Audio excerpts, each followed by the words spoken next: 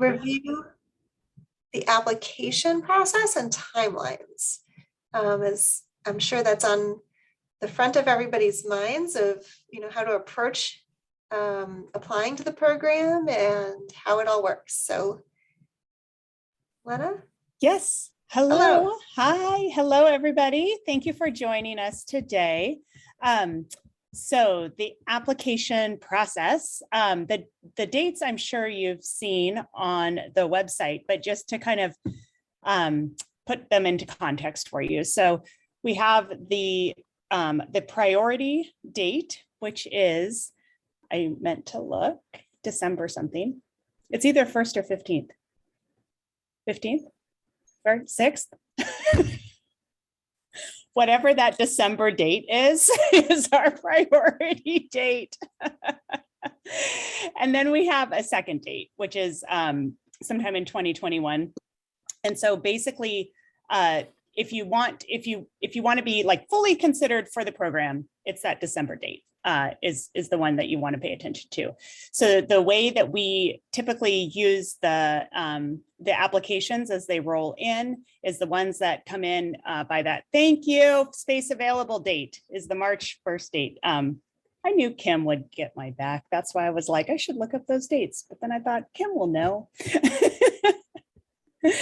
Also, all questions can be directed to Kim because she knows everything.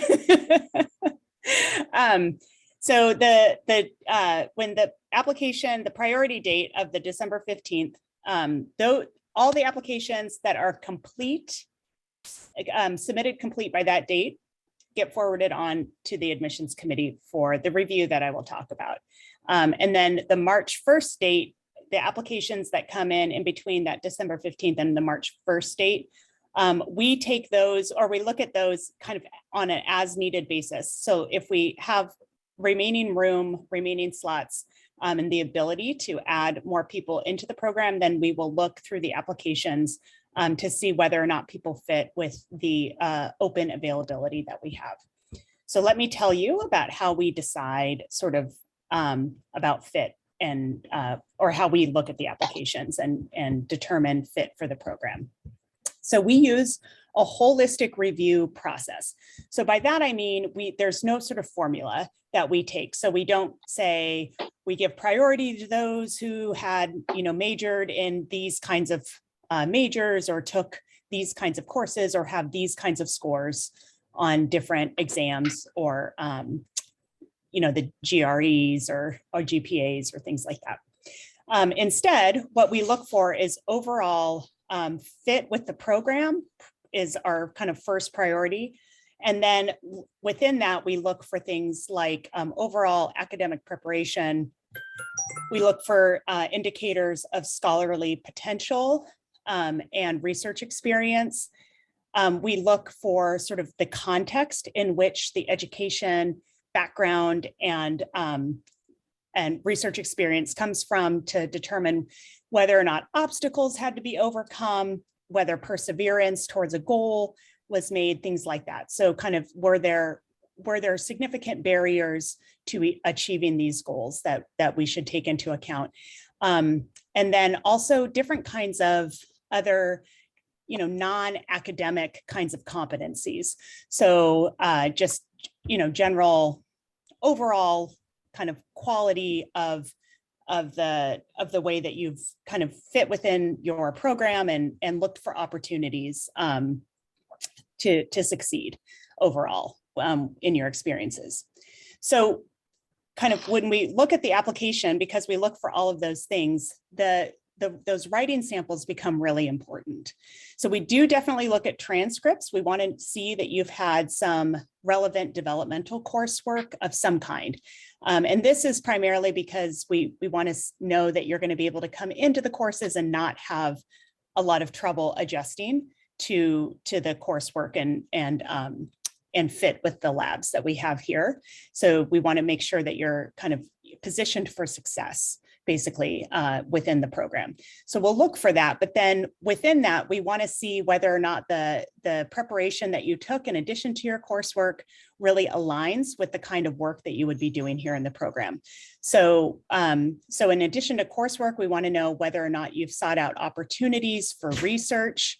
If you have sought out opportunities for research, we want to know what that was. So we want to know what you did with those research experiences. So a lot of times we'll get statements that talk about, like, kind of list the experiences. So I worked in this lab on this project, I worked in this lab on this project, and I did these other kind of extracurricular activities, which is great. And that's nice to know, but what we want to know is, what did you get out of them? So when you did these research experiences and worked on these projects within these labs, what did that mean to you? What did you take from those projects? And how do you see those things applying, and those skill sets applying to what you are looking forward to doing in graduate school? So those are the kinds of contexts that we look for in the statements themselves. And then the way we would determine your sort of fit with the program will be how well those things align with the faculty activities that we have going on right now. So you can look on the website and you can see the faculty that are or are not accepting students in the coming year. So if there's a faculty member that you feel like is the perfect fit for what you are prepared to do and want to do in graduate school, and you see on our website that it says they're not accepting students, then as an admissions committee, our hands are really tied. So if that would be like the perfect fit lab for you, but they're not accepting students, we can't force them to look at your application and consider you for for entry into their lab. So a lot of times we might end up not accepting people into the program in general, primarily because we can't match them with a lab that we feel will really help them achieve the goals that they are communicating in their admissions materials. And that's really our primary goal of what we want to do with admission to the program.